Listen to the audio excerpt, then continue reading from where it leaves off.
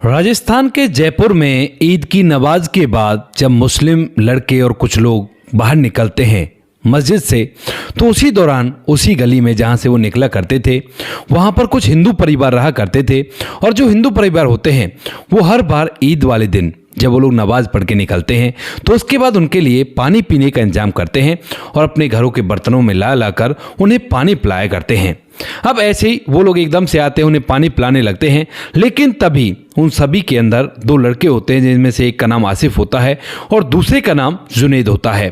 अब आसिफ और जुनेद दोनों के दोनों देखते हैं कि भाई जो पूरन अंकल हैं यानी कि पूरन चाचा की जो दुकान थी वहीं थोड़ी आगे उन घरों से वो दुकान खुली नहीं है और वो आज पानी पिलाने के लिए नहीं आए हैं, जबकि हर बार वो पानी पिलाने के लिए सबसे अग्रसर रहा करते थे, क्योंकि उनके पास अपने बर्तन वगैरह तो नहीं हुआ करते थे लेकिन इन लोगों की मदद किया करते थे। अब उसको देखने के बाद वह उन पड़ोस वालों से पूछने लगते हैं, तो यहाँ पर जो पड़ोसी होते हैं वह उन्हें बताते हैं कि उनके साथ तो बहुत बड़ी दुर्घटना हो गई है, अब वो इस दुनिया में नहीं रहे हैं। इस बात को सुनकर दोनों को बड़ा ही दुख होता है, लेकिन इसके बाद जो दोनों के दोनों लड़के होते हैं यानी कि आसिफ और जुनेद जो होते हैं वह कुछ ऐसा कर दिखाते हैं जिसे देखकर सभी लोगों की आंखें पूरी तरह से नम हो जाती हैं। क्या किया था उन्होंने, पूरी सच्चाई के बारे में जानने के लिए वीडियो को अंत तक जरूर देखें। राजस्थान के जयपुर में एक मस्जिद के पास वाली गली में एक दुकान होती है और उस दुकान पर ज़्यादा कुछ तो नहीं मिला करता, बस चाय वगैरह मिला करती है। और उस चाय की दुकान को चलाने वाला पूरन अंकल होते हैं यानी कि पूरन चाचा होते हैं जो कि वहीं पर उस दुकान को चलाया करते हैं। अब जो पूरन चाचा होते हैं उनका व्यवहार बड़ा ही हंसमुख होता है और जो मस्जिद पर नमाज पढ़ने के लिए आते हैं उनमें से दो लड़के, एक का नाम जुनेद होता है और एक का नाम आसिफ होता है, वो दोनों दोस्त होते हैं और उनका घर यहीं जयपुर के अंदर ही होता है और जयपुर से नज़दीक उनके मस्जिद पड़ती है। तो कभी कभी वो नमाज वगैरह पढ़ने के लिए यहाँ पर आ जाते हैं और जैसे ही यहाँ पर आते हैं तो एक दिन क्या होता है कि जब दोनों दोस्त बाहर निकलते हैं तो उनका मन करता है कि भाई सिगरेट वगैरह पी लेते हैं और इसीलिए वो पूरन अंकल की दुकान पर चले जाते हैं। अब जैसे पूरन अंकल की दुकान पर जाते हैं तो उनसे सिगरेट मांगते हैं और वो भी खुश होकर उन्हें सिगरेट देते हैं और उनसे बातचीत करने लगते हैं। बातचीत के दौरान पूरन अंकल का व्यवहार उन्हें इतना अच्छा लगता है कि वो जब भी कभी इस मस्जिद पर आया करते हैं तो यहाँ पर पूरन अंकल से बातचीत किया करते, काफी देर तक बैठा करते हैं, यानी कि एक दोस्ती सी हो गई थी दोनों लड़कों की। अब इसके बाद धीरे धीरे समय बीतता है और समय के साथ साथ यहाँ पर जो पूरन अंकल होते हैं वह जब ईद की नमाज पढ़ी जाती है तो जो पड़ोस के हिंदू घर होते हैं वह उन लोगों के लिए पानी पीने का इंतजाम करते हैं और वो लोग भी बड़े आगे बढ़ चढ़कर उनके हाथ से पानी पिया करते हैं। तो उसी दौरान जो पूरन अंकल होते हैं वह भी पहली नमाज पे जब ये देखते हैं तो खुद भी आगे बढ़ चढ़कर ये काम करते हैं। तो यहाँ पर जो आसिफ और जुनेद होते हैं वो दोनों भी ये चीज़ देखते हैं कि भाई पूरन अंकल तो आगे बढ़ चढ़कर भाग ले रहे हैं और बहुत अच्छे इंसान हैं, यानी कि इससे और भी उनका जो मेल भाव था वो और भी गहरा हो जाता है। अब धीरे धीरे समय बीतता और समय के साथ साथ पिछले 1 महीने से लगातार पूरन अंकल की दुकान बंद होती है। आसिफ और जुनेद जब भी कभी नमाज पढ़ने के लिए आया करते हैं तो वो देखा करते कि भाई पूरन अंकल की दुकान बंद है, तो सोचने लगते कि शायद हो सकता किसी काम से गए होंगे और ऐसे ही ये समय बीतता है। लेकिन 2 साल पहले की जो ईद आती है, मीठी ईद, उस ईद पर जैसे वो लोग नमाज पढ़कर बाहर निकलते हैं तो उसी दौरान जो हिंदू घर होते हैं वह पानी पीने का इंतजाम करते हैं और उसी दौरान जो आसिफ और जुनेद है वो जब पानी पीने लगते हैं तो देखते हैं कि भाई जो पूरन चाचा है वो नहीं दिखाई दे रहे। हर ईद पर तो वो सबसे आगे हल्ला मचाते हुए पानी दिया करते थे लेकिन आज नहीं दिखाई दे रहे। तो उसके बाद वो लोग पूछने लगते हैं उन पड़ोसियों से कि भाई ये पूरन चाचा कहाँ गए हैं, चाय बीड़ी की जिनकी दुकान है। तो इस बात को सुनते ही यहाँ पर जो पड़ोसी हिंदू परिवार होते हैं वो कहने लगते हैं कि आपको नहीं पता, वो तो इस दुनिया को छोड़कर जा चुके हैं।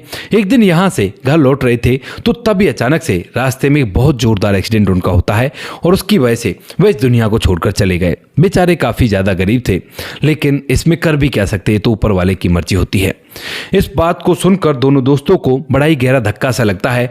उनका हंसता हुआ चेहरा उनकी आंखों के सामने घूमने लगता है। फिलहाल तो वो लोग यहाँ से अपने घर की तरफ चले जाते हैं, लेकिन जो जुनेद होता है वह अलग से अपने घर में बैठा बैठा सोचने लगता है। इधर जो आसिफ होता है वो भी अपने घर में बैठा बैठा सोचने लगता है कि बेचारे बड़े ही हंसमुख थे और उनकी कोई बेटा नहीं था, बेटी थी और उसी के साथ अपने जीवन को व्यतीत कर रहे थे। अब क्या होगा उनका, यानी कि उसके परिवार का क्या हो रहा होगा, कोई भी सपोर्ट सपोर्ट नहीं है, बैक सपोर्ट भी नहीं था, क्योंकि जब आदमी बैठता है ना तो इस तरह की बातों को आपस में बतिया लेता है। और ऐसा इन्होंने कहा था, किया था, यानी कि जो पूरन अंकल होते हैं उन्होंने सारी बातें बतियाई थी और आसिफ और जुनैद के घर के बारे में भी सारी बातें उन्हें पता थी। तो इसीलिए जो आसिफ और जुनैद होते हैं वो अब दूसरे दिन, जैसे ही दूसरा दिन होता है तो यहाँ पर आसिफ जो होता है वो जुनैद की घर जाता है और वहाँ पर जाकर कहने लगता है कि यार जुनैद, रात भर मुझे नींद नहीं आई एक बात को सोचकर। इधर जो जुनैद होता है वो भी कहता है कि यार मुझे भी नींद नहीं आई एक बात को सोचकर। तो वो कहता है कि चल तू बता क्या बात सोच रहा था। लेकिन तभी जुनैद कहता है कि नहीं तू बता, तू मेरे पास आया ना तो तू बताएगा। तो उसके बाद जो आसिफ है वो कहता है कि अच्छा चल मैं बता देता हूँ। दरअसल मैं यार पूरन अंकल के बारे में सोच रहा था। वो बेचारे अकेले थे, गरीब थे और जैसे तैसे अपना गुजारा कर रहे थे, लेकिन फिर भी इतने खुश रहा करते थे। अब पीछे से उनके परिवार का क्या हुआ होगा, क्योंकि तुझे तो पता है उनकी एक पत्नी और एक बेटी है। तो और बेटी भी शादी की हो गई थी। वो पिछली बार बता रहे थे कि अब बेटी के लिए लड़का ढूंढ रहा हूँ और लड़का ढूंढकर शादी कर दूंगा। अब उनके परिवार का क्या हो रहा होगा और कहाँ होंगे वो लोग। इस बात को सुनकर यहाँ पर जो जुनैद होता है वो कहता है कि हाँ यार यही बात मैं सोच रहा था। बेचारे कितने सीधे साधे भोले भाले इंसान थे और उनके साथ तो बहुत गलत हो गया। अब उनके परिवार को भी ना जाने क्या क्या झेलना पड़ेगा। तभी जो आसिफ होता है वो कहता है कि यार मैं ये सोच रहा था, देखो वैसे भी हमारा काम धंधा ठीक ठाक चल रहा है तो क्यों ना उनकी कुछ आर्थिक मदद कर दे हम थोड़ी बहुत। तो देखते हैं एक बार चलकर, मिलकर तो आना बनता ही है, एक बार मिलकर तो आए, मदद भी ना कर सके तो। इस बात को सुनकर जो जुनैद होता है वो कहता है कि ठीक है भाई, अगर तू ऐसा कह रहा है तो चलते हैं, कल चलते हैं। इस बात को सुनकर यहाँ पर जो आसिफ होता है वो कहता है कि ठीक है कल चल देंगे और जरूर चलना है, सुबह सुबह मैं तुम्हारे पास आ जाऊंगा। इस बात को सुनकर वह कहता है ठीक है। तो धीरे धीरे ये रात भी कंप्लीट होती है और जैसी दूसरे दिन की सुबह होती है तो उन्हें पूरन चाचा का घर नहीं मालूम था कि घर उनका कहाँ है, और इसीलिए घर के बारे में पता निकालने के लिए वो उन घर वालों के पास जाते हैं जो कि पड़ोस में हिंदू परिवार रहा करते थे और जिनके घर में वो दुकान थी, जिस दुकान को वो चलाया करते थे। वहाँ पर जाने के बाद जैसे वो जाते आसिफ और जुनैद तो पूछते कि हाँ जी बताइए क्या बात हो गई, कैसे आना हुआ। तो यहाँ पर जो आसिफ और जुनैद है वो कहने लगते हैं कि कुछ नहीं, पूरन चाचा के घर का एड्रेस तो आपके पास होगा। तो यहाँ पर जो अंकल होते हैं जो जिनके घर में वो दुकान थी वो कहते कि हाँ एड्रेस तो शायद है, उनका आधार कार्ड उन्होंने दिया था दुकान को लेते टाइम में और आधार कार्ड में उनका एड्रेस जरूर होगा। ऐसा कहकर वह अंदर जाता और अंदर से एक कागज निकाल कर लाता जिस कागज के अंदर आधार कार्ड की कॉपी थी, साथ में एग्रीमेंट वगैरह था, और उससे लाकर उसे दिखा देता। कहता है कि हाँ यहीं का जयपुर का ही बता रहा है, फलानी बस्ती का। इस बात को सुनकर वो कहते हैं कि क्या हम इसे ले सकते हैं। तो वो कहता है कि हाँ जब बंदा ही नहीं रहा तो आधार कार्ड का क्या करूंगा, आप बेशक से इसे ले जाओ। उसके बाद जुनैद और आसिफ जो दोनों होते हैं वो उस आधार कार्ड की कॉपी को लेते हैं और वहाँ से सीधा उसके एड्रेस पर पहुँच जाते हैं। एड्रेस पर पहुँचने के बाद वह लोग पूछते पूछते उसके घर तक पहुँचते हैं, लेकिन घर पर जाकर जब वे पता करते तो उन्हें पता चलता है कि यहाँ से तो उनका जो परिवार था वह अपने पैतृक गांव जा चुका है, क्योंकि यहाँ पर उनका कोई सहारा नहीं रहा है तो वह पैतृक गांव में अपना जीवन व्यतीत करना चाहते हैं। इस बात को सुनते ही यहाँ पर जो जुनैद और आसिफ हैं वो बड़े परेशान होते हैं और पूछने लगते हैं कि क्यों, यहाँ पर कोई और काम नहीं था। तो वो बताते कि काम ही क्या था, उनका पति था वो इस दुनिया को छोड़कर चला गया, अब बेटी भी जवान हो रही है, उसकी शादी भी कर रखी थी, अब तय कर रखी थी लेकिन शादी हो नहीं पा रही थी, इसीलिए वो यहाँ से वहाँ चली गई हैं। शायद लोगों के ताने का डर होगा इसी वजह से गए होंगे। तो उसके बाद यहाँ पर जो आसिफ और जुनैद होते हैं उन्हें ये बात बड़ी बुरी लगती है और उसके बाद वह फिलहाल यहाँ से वापस तो लौट आते हैं, लेकिन उनके दिमाग में ये बात घूमने लगती है कि यार वो हमारे अच्छे जानने वाले थे, अच्छे परिचित थे, तो उनको कुछ ना कुछ सपोर्ट तो हमें करनी चाहिए।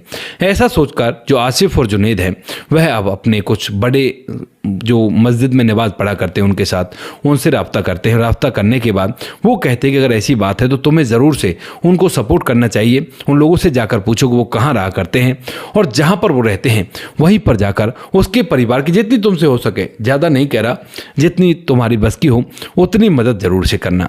ऐसा कहकर वो लोग उन्हें राय दे देते हैं और उसके बाद दोनों के दोनों तैयार हो जाते हैं। अपने पास से कुछ पैसे इकट्ठा करते हैं और पैसे इकट्ठा करने के बाद यहाँ से सीधा उसी बस्ती में जाते हैं और वहाँ बस्ती में जिस घर में वो किराए पर रहा करते थे उनसे पूछते हैं कि वो पीछे से कहाँ के थे। तो वह उन्हें गांव का नाम तो बता देते हैं, लेकिन आधार कार्ड उन्होंने इसी एड्रेस का दे रखा था, यानी कि यहाँ पर वो काफ़ी दिनों से थे।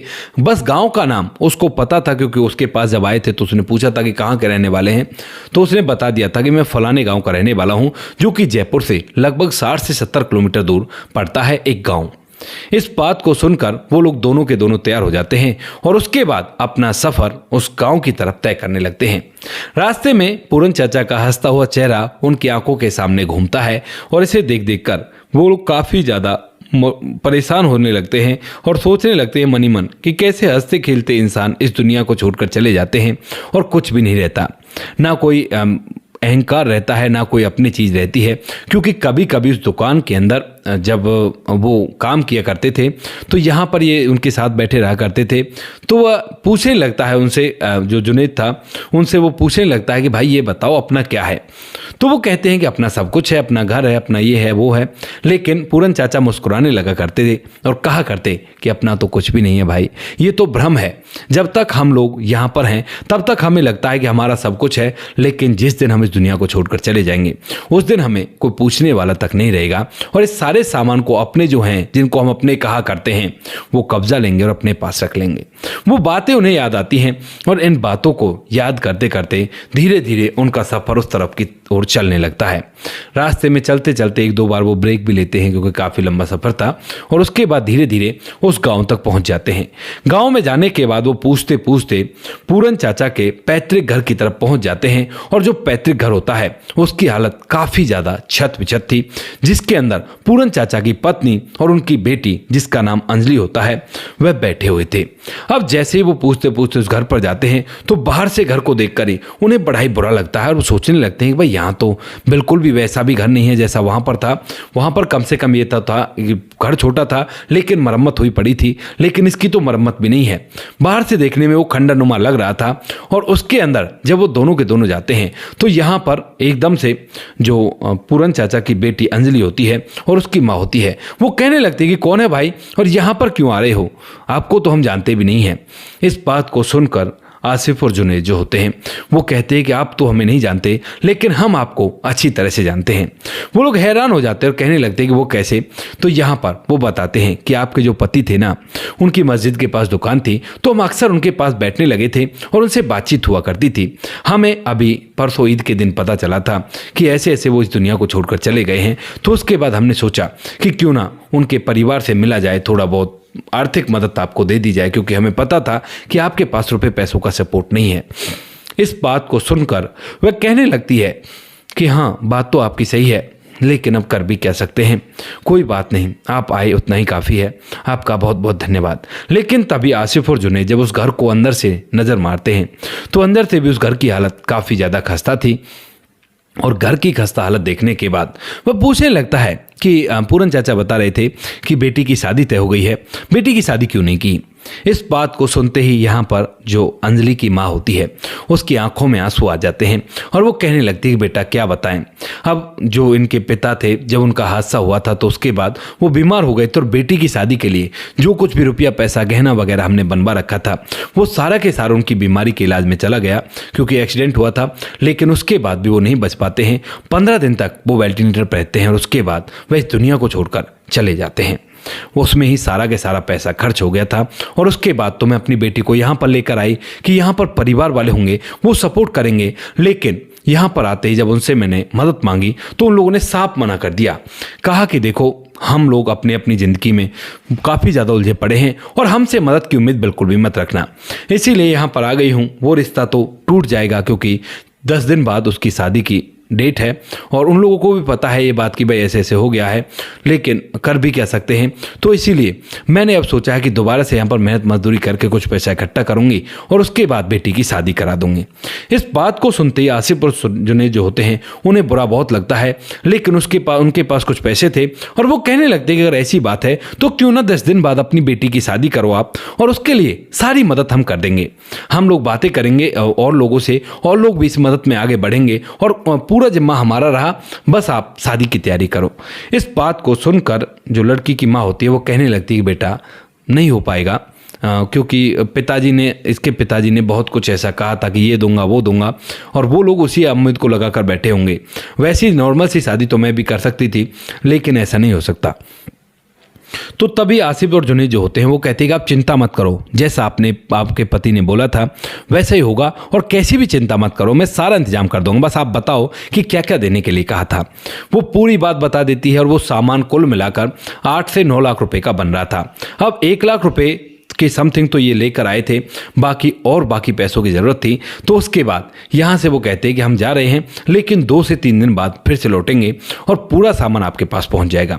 वो लोग वहाँ से वापस लौटते हैं, उस हिंदू परिवार से भी बात करते हैं, उन्हें भी उसकी व्यथा बताते हैं। तो हिंदू परिवार भी बढ़ चढ़ कर भाग लेता है इस चीज़ में और उन्हें कुछ पैसे देता है। और इधर यहाँ पर जो और मुस्लिम होते हैं जो नमाज पढ़ने के लिए आया करते थे, उनसे भी सारी स्टोरी शेयर की जाती है। तो वो लोग भी थोड़ा थोड़ा चंदा इकट्ठा करते हैं और साथ में जो हिंदू परिवार होते हैं वो भी और लोगों से कुछ मदद की गुहार लगाकर कुछ पैसा इकट्ठा करते हैं।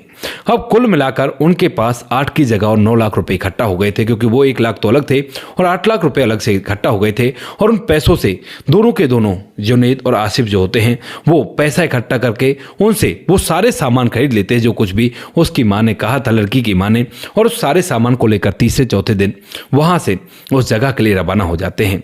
लड़की की जो माँ होती है वो सोच रही थी कि आए थे लेकिन मुश्किल है आना, क्योंकि 2 दिन के लिए बोलकर गए थे और 4 दिन हो चुके हैं, तो वह उम्मीद छोड़ चुकी थी। लेकिन तभी अचानक से जब गाड़ी में सामान भरा हुआ उनके दरवाजे पर आकर रुकता है तो वो हैरान हो जाती है, क्योंकि वो दोनों अपनी गाड़ी से पीछे आ रहे थे।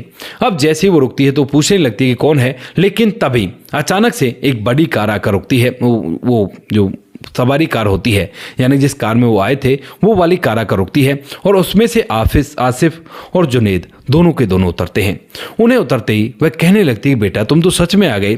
तो उसके बाद वो कहते हैं कि आंटी आते क्यों नहीं, आखिर अंजलि हमारी बहन के समान है और अपनी बहन की शादी में भाई ना आए ऐसा हो नहीं सकता, क्योंकि हमें पता है कि आपका कोई बेटा नहीं है, तो हमें अपना बेटा समझ लीजिए और हम पूरा के पूरा शादी का खर्चा और सारा काम हम देखेंगे, कोई भी दिक्कत नहीं है। सारे सामान को वह कुछ लोगों की मदद से, यानी कि गांव के कुछ लोगों को इकट्ठा करते हैं। गांव वाले भी जब ये बात सुनते हैं कि भाई ऐसे ऐसे वहाँ से आए हैं, तो वो लोग भी मदद करने का फैसला करते हैं और जितना जिससे पैसा हो जाता है वो अपना भी पैसा देते हैं। और उसके बाद उस जगह पर उन लोगों को सूचित किया जाता है कि भाई बारात लेकर अब तुम्हें यहाँ पर आना है, वहाँ पर नहीं आना है। तो उसके बाद वो लोग भी पूरा के पूरा सिस्टम सेट करते हैं और जिस दिन बारात आनी थी उसी दिन अंजलि की बारात आती है, सारी रस्म रिवाज किए जाते हैं। ये लड़के दोनों के दोनों वहीं पर रहते हैं और जब उनकी बारात आ जाती है तो बारात के अंदर ये बढ़ चढ़ कर भाग लेते हैं और भाई के जितने भी फर्ज होते हैं वो एक भाई बनकर ये दोनों के दोनों निभाते हैं। इस बात को देखने के बाद जो अंजीर के ससुराल वाले होते हैं वो लोग हैरान होते हैं और सोचने लगते हैं कि भाई ये मुस्लिम लड़का भाई का फर्ज क्यों निभा रहा है, क्योंकि उनके पहनावे से बिल्कुल लग रहा था कि ये मुस्लिम है। और उस दिन तो वो अच्छी तरह से सज धज कर तैयार होते हैं, अपनी टोपी वगैरह पहन के अच्छा सा एक कुर्ता पहनते हैं और उसे देखकर साफ साफ जाहिर हो रहा था कि भाई ये मुस्लिम है। तो यहाँ पर वह जब हैरान होते हैं तो यहाँ पर जो अंजलि की माँ होती है वो कहने लगती है कि ये असलियत में सच्चे भाई हैं। पूछने लगते हैं कि वो कैसे, क्योंकि जो लड़का था उसके दिमाग में कुछ ऐसी बातें भरी हुई थी जो आजकल सोशल मीडिया पर चल रहा है। देखते कि भाई मुस्लिम गलत लोग हुआ करते हैं, ये ऐसे किया करते वैसे किया करते हैं।